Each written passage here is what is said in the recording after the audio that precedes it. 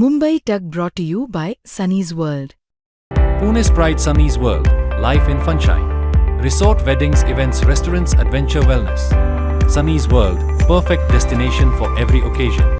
आमच्या सरकारमध्ये राजीनामे होत नाहीत असं म्हणणाऱ्या मोदी सरकारला एका आंदोलनामुळे त्यांच्या मंत्र्याचा राजीनामा घ्यावा लागलाय. कॉकरोच जनता पार्टीच्या आंदोलनामुळे शिक्षण मंत्री धर्मेंद्र प्रधान यांना त्यांच्या पदाचा राजीनामा द्यावा लागला. या सगळ्या आंदोलनाची सुरुवात अभिजित दिपके या मराठी तरुणाने केली होती. सुरुवातीला कॉकरोच जनता पार्टीचं पेज आणि त्यानंतर उभं राहिलेल्या आंदोलनाने मोदी सरकारला मोठा झटका दिला.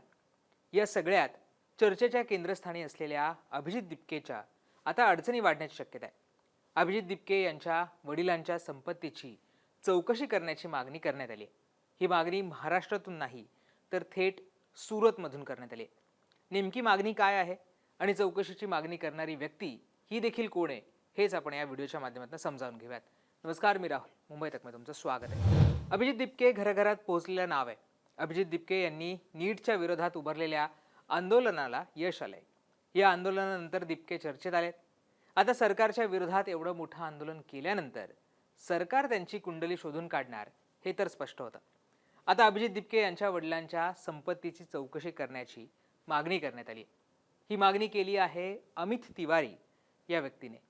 हे अमित तिवारी कोण आहेत तर हे अमित तिवारी गुजरातच्या सुरतचे रहिवासी आहेत.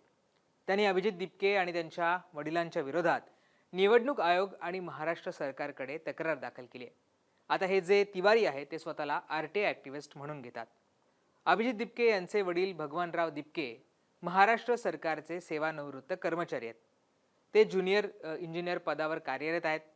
या पगारात त्यांना त्यांच्या मुलाचा अमेरिकेतील शिक्षणाचा खर्च कसा परवडला असा प्रश्न हे जे RTI ॲक्टिव्हिस्ट आहेत त्यांनी उपस्थित केला आहे.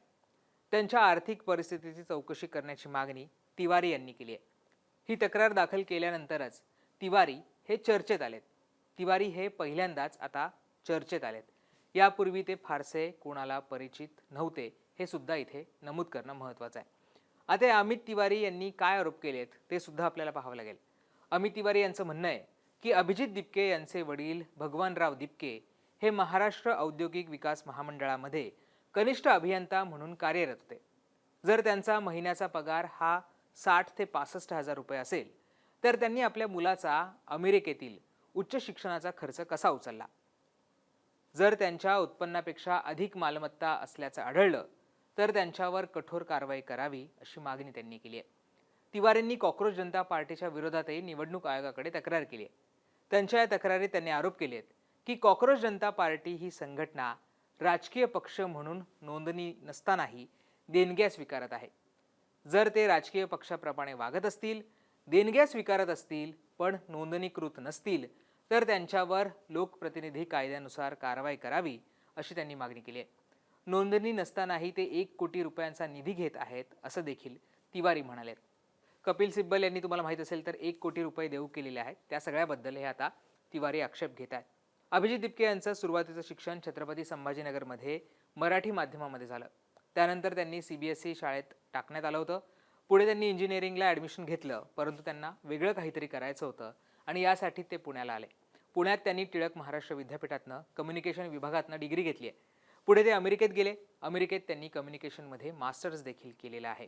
आता तिवारी यांच्या तक्रारीवर महाराष्ट्र सरकार चौकशी करणार का हे पाहावं लागेल आणि निवडणूक आयोग काय भूमिका घेतं हे सुद्धा पाहणं महत्त्वाचं असणार आहे. तुम्हाला या सगळ्या तक्रारीबद्दल काय वाटतं? हे जे RTI ॲक्टिव्हिस्ट आहेत अमित तिवारी जे पहिल्यांदाच चर्चेत आलेत त्याबद्दल तुम्हाला काय वाटतं हे आम्हाला कमेंट करून सांगायला विसरू नका आणि मुंबई तकला सबस्क्राईब केलं नसेल ते सुद्धा करा. धन्यवाद.